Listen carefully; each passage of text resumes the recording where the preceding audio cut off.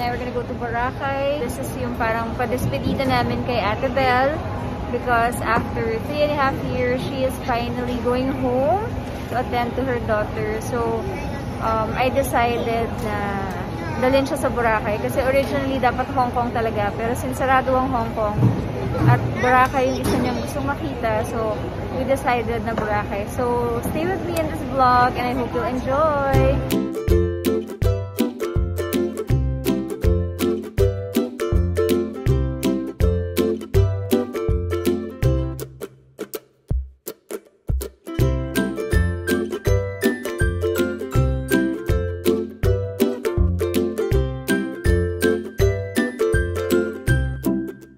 Nasa Kalibo na kami.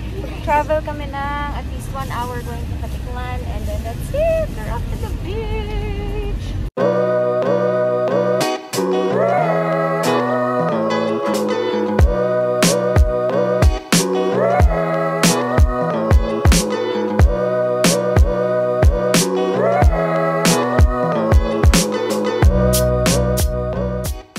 Naubusan kami ng gas. So, hindi na kami na kabilang boat. Adventure begins now. Hello guys, it's day 2 and our first activity for the day after breakfast is parasailing! Yeah! Are you excited? Yes, I'm very, but if I twerk while I'm looking at the camera and then it changes color for some reason. Of course. Ganda ng beach ngayon, maaraw siya.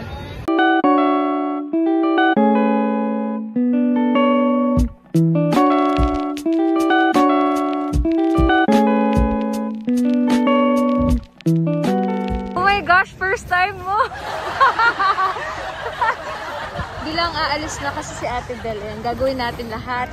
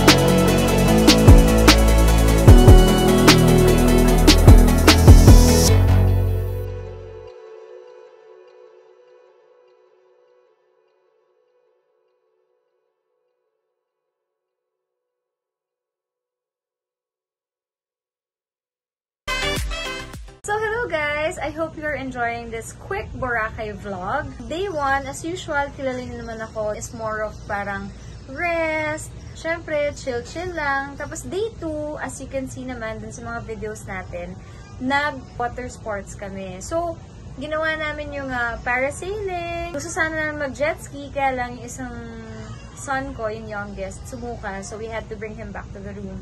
Tapos after nun, gusto nila i-try yung paddleboard. So, nag-paddleboard kami.